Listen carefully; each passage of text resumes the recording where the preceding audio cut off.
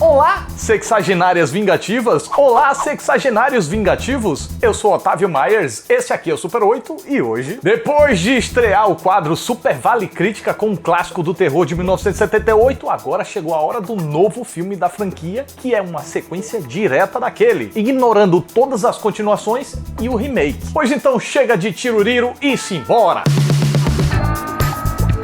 Como Mike Myers consegue conciliar a vida de Austin Powers e assassino mascarado? Se Halloween é dia das bruxas, por que no filme não tem nenhuma? Se no Brasil não tem Halloween, o Michael Myers atacaria no dia de Cosme e Damião? Tudo isso e muito mais agora. 40 anos se passou desde que a jovem Laurie escapou do gume afiado do assassino mascarado que saiu tocando zaralho em sua vizinhança. Porém, Michael Myers sobreviveu e foi preso de novo num hospital psiquiátrico. Então, Laurie vem se preparando desde então para o momento que voltaria a reencontrar com seu algoz. E parece que esse dia chegou. Nossa, falei bonito?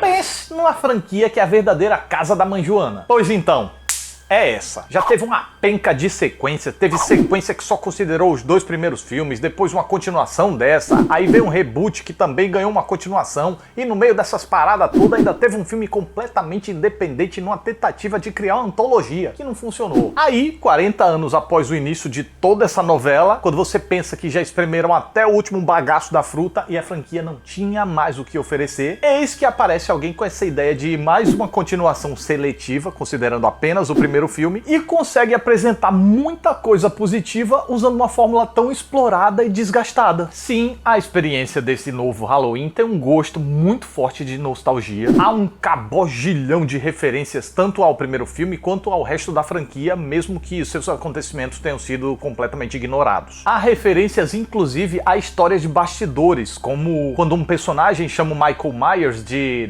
The Shape, que é como ele era tratado no roteiro original, ou de The Babysitter Murder, que era o título de uma das primeiras versões do roteiro. Tem a volta de um personagem esquecido no primeiro filme, a menção de outros. O clima do filme, ele lembra muito do original. O design de produção procura compor cenários com objetos ou decorações que remetem ao início da década de 80, a fotografia meio seca, os planos estáticos e contemplativos, os movimentos de câmera xereta seguindo os personagens. Há também a revisita a certas situações, como uma das vítimas do Michael, que agora foi morta de acordo com as leis da física. No meu review especial sobre o filme de 78, eu mencionei que um certo personagem foi cravado na parede com a faca no bucho e ficou com o corpo retinho. O que não faz sentido, pois se a faca tá aqui, o corpo penderia pra frente. Mas menino, não é que o filme dá uma piscadela ao mostrar um cadáver numa posição parecida, só que dessa vez pendurado com a faca no pescoço, o que faz muito mais sentido. E há ainda cenas praticamente recriadas sobre um novo contexto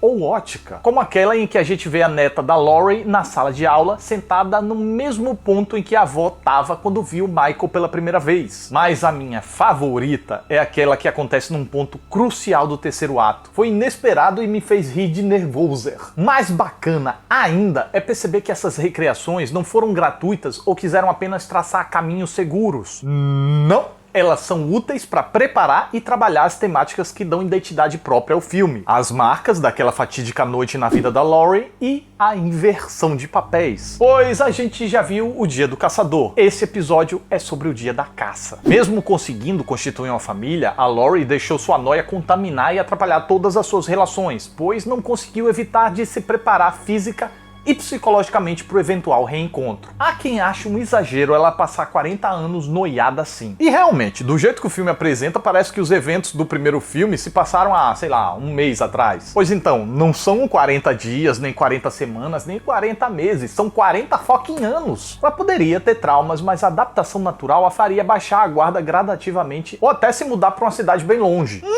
Massa!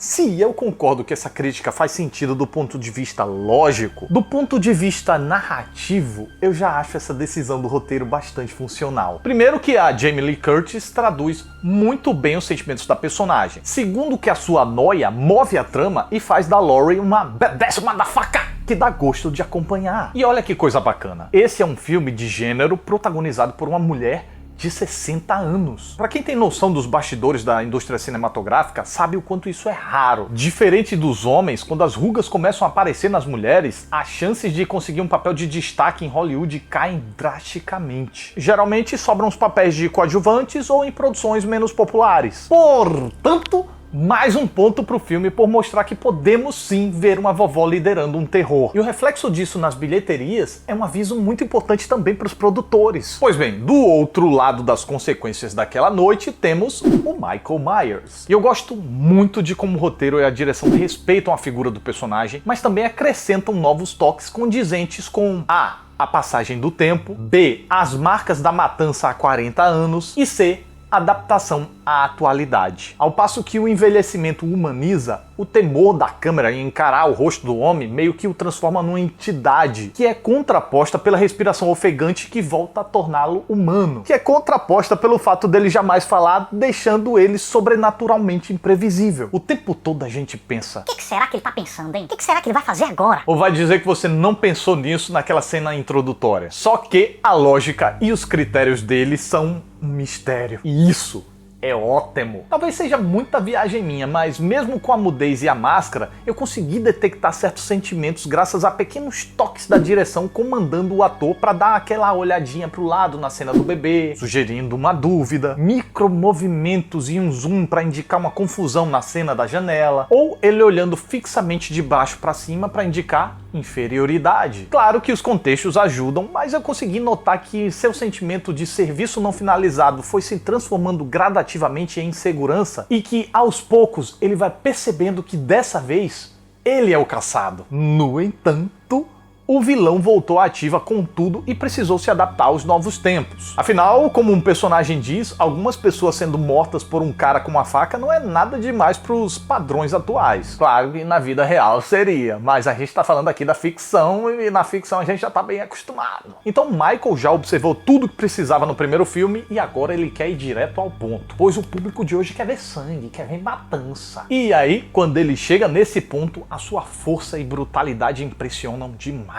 Aquele plano sequência dele atacando, além de homenagear a câmera curiosa do Carpenter e de ser realizado com uma elegância ímpar, é também um artifício para ilustrar de forma objetiva como ele é perigoso, letal e furtivo, mesmo sem correr, porque a gente acompanha sua eficácia na arte da matança sem corte. Esses talentos do assassino são intencionalmente plantados pela direção para elevar o nível de tensão cada vez que o Michael aparece. Ou melhor, ele nem precisa aparecer. Basta a gente sentir a presença do bicho, pois além da respiração, a trilha sonora novamente tem um papel fundamental para sugerir sua proximidade, para nos deixar apreensivos. Eu mesmo em vários momentos me peguei tremendo que nem vara verde. Porém, nem tudo são flores no projeto. Enquanto a direção se sai muito bem no terror e no suspense, o mesmo eu não posso dizer quanto à ação. E são aqueles mesmos problemas de sempre. Câmera nervosa e cortes excessivos que deixam tudo muito confuso. Num certo trechinho no clímax, a bagunça fica de um nível absurdo. O roteiro pedia que uma cena partisse de uma certa configuração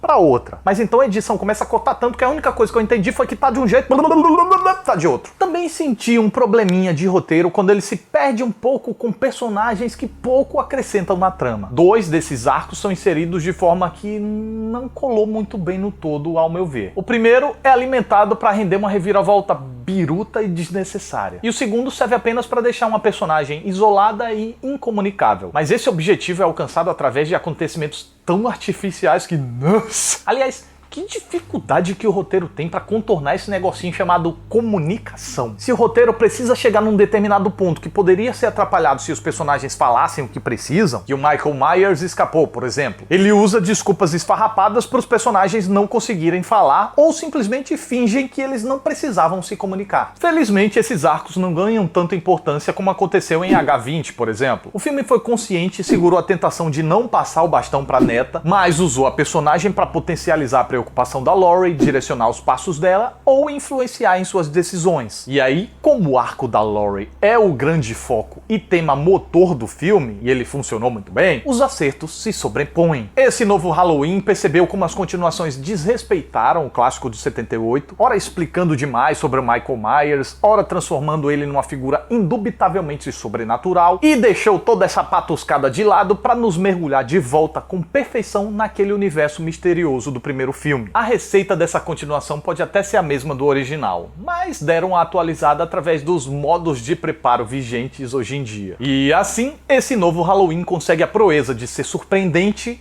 mesmo sem ser. E dá pra embarcar tão bem na viagem que o velho e o clichê parecem novidade. E esta é minha reação ao filme. E você aí, concorda comigo, discorda comigo? Se vocês ainda não viram o especial que eu fiz do filme de 78, gostaria de fazer esse convite a vocês. Dá uma conferidinha. Eu tentei fazer um vídeo realmente bem especial e eu acho que vocês vão gostar. E se você é um espectador ávido desse canal, não deixe de participar das enquetes que definem os conteúdos aqui do canal. Eu geralmente faço ou aqui na aba de comunidades, ou no meu Instagram, ou no Twitter. Então eu sugiro que vocês me procurem e me adicionem lá nas redes sociais para que possam participar dessas próximas enquetes. Beleza? Valeuses! Oh yeah! Então é isso, mais um Super 8 tá chegando ao final. Fico muito grato pela atenção de vocês. Muito obrigado, até a próxima aí.